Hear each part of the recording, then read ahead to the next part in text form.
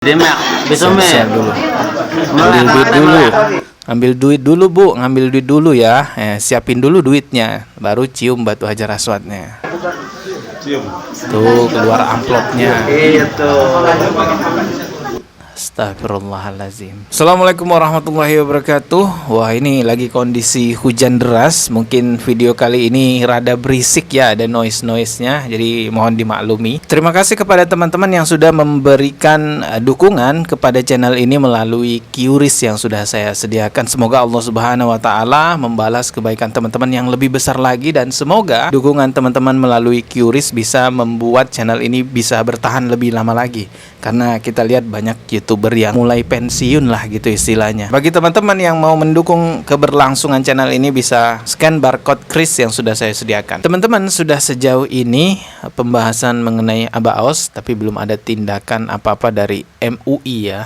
Bahkan yang saya temukan video Abaos itu terlihat makin banyak pengikutnya, makin banyak yang percaya bahwa Abaos ini punya batu hajar aswad. Padahal ya, batu hajar aswad itu kan jelas-jelas hanya ada di Ka'bah sana, bukan pada Abaos. Namun Abaos katanya punya batu hajar aswad juga yang turun dari langit sejak 7 juta tahun yang lalu gitu. Ari ieu mah hajar aswad di sorga turunna ti langit ieu mah. Alhamdulillah. Indadi fadlana nagari. Sudah 0,77 juta tahun turun ke Indonesia. Jelas itu kebohongan dan pembodohan yang nyata ya. Karena batu hajar aswad itu hanya ada di Masjidil Haram, lebih tepatnya di Ka'bah. Dan yang menyedihkan lagi adalah ibu-ibu yang datang untuk mencium batu hajar aswad itu terlihat satu persatu bawa amplop. Coba langsung aja kita simak videonya ya. 2000 tahun. Banyak nih ibu-ibu yang hadir satu-satu mencium batu hajar aswad tersebut. Bismillahirrahmanirrahim. Demek. Bismillahirrahmanirrahim.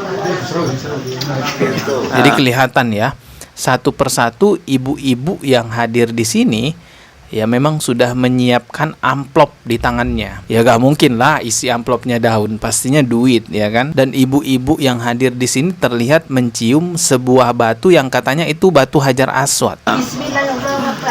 Bismillahirrahmanirrahim. Nah, ini batunya ada di sini ya. Dan dicium dengan mengatakan Bismillahirrahmanirrahim gitu. Bismillahirrahmanirrahim. Kok besome, demek, besome. Siap dulu. Ambil duit dulu bu, ngambil duit dulu ya. Siapin dulu duitnya, baru cium batu hajar aswadnya. Tuh keluar amplopnya. Astagfirullahaladzim. Sedih ya melihat kondisi masyarakat Indonesia seperti ini. Orang awam itu dimanfaatkan kebodohannya. Semestinya orang awam itu dikumpulkan untuk diberi pembelajaran agar bisa meningkatkan taraf SDM-nya, nggak terus-terusan menjadi SDM rendah. Tetapi ada aja orang yang begitu tega memanfaatkan kerendahan SDM seseorang untuk mendapatkan uang gitu ya.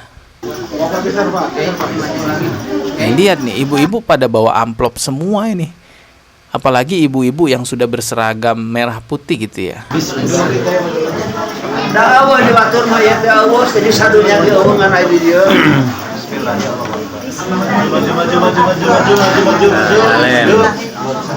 Alhamdulillah. Ini kalau nggak ditindaklanjuti oleh MUI, ya maka akan semakin banyak nantinya pengikut-pengikutnya.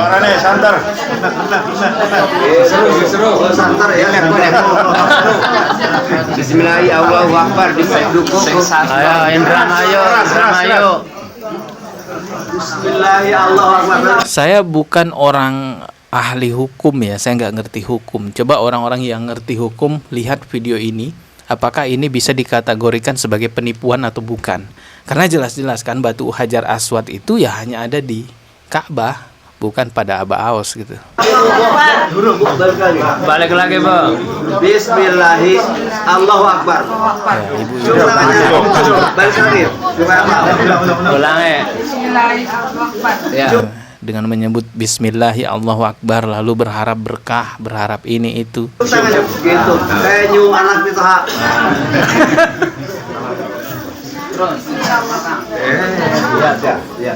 Ada yang belum pakai seragam juga ya. Makkah marane kieu di Makkah teh juga jauh itu batuna itu. Bismillah Allahu Akbar. Cuma tadi cekal demi Allah. Oh, contoh ya, Mak. Contoh. Bismillah Allahu Akbar. Seperti nyium anak itu ha itu. Ini panjang videonya ya, nggak mungkin saya putarkan semua sampai selesai.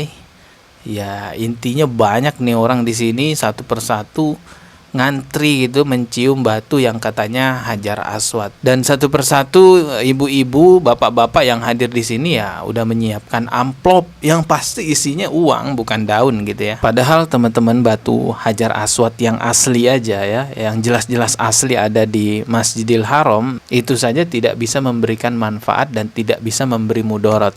Orang-orang yang hadir di sana haji dan umroh lalu memberi salam kepada batu Hajar Aswad dengan mengatakan Bismillah Allahu Akbar, ada juga yang menciumnya, ada yang mengusap-ngusapnya.